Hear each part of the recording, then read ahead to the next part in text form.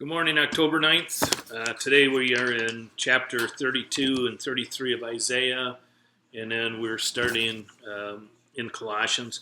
I'm actually doing something a little different today. I found something on YouTube that walks through the chapter 1 really well, so I'm going to share that.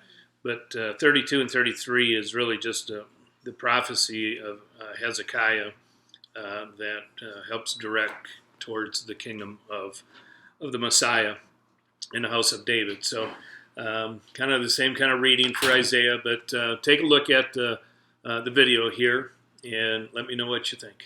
Have a good day, and I will see you Saturday morning. Paul's letter to the Colossians. It was written during one of Paul the Apostle's many imprisonments for announcing Jesus as the risen Lord. And the letter is addressed to a group of people that Paul had never met who made up a church community that he didn't start. This church in Colossae was started by a co-worker of Paul's named Epaphras, who was actually from that city. And Epaphras had recently visited Paul in prison, and he updated him on how well the Colossians were doing overall, but he also mentioned some of the cultural pressures tempting them to turn away from Jesus.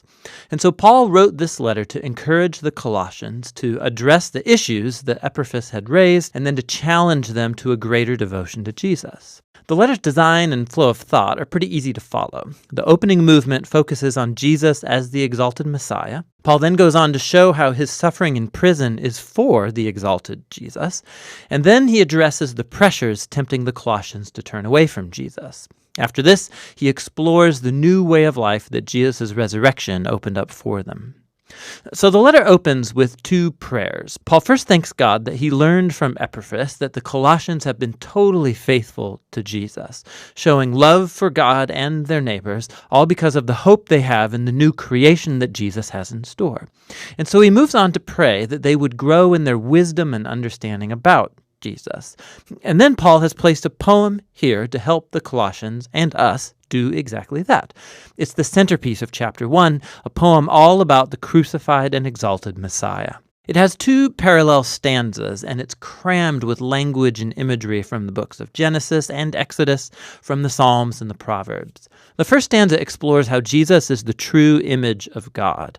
In him, the full character and purpose of God is embodied in a human. He's the firstborn, an Old Testament phrase about Jesus' royal status over all creation. He shares in the very identity of the one true Creator God.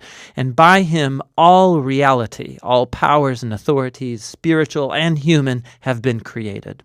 It's in Jesus the Messiah that we discover the very author and king of creation. And so in the second stanza, we discover he's also the one bringing about a new creation.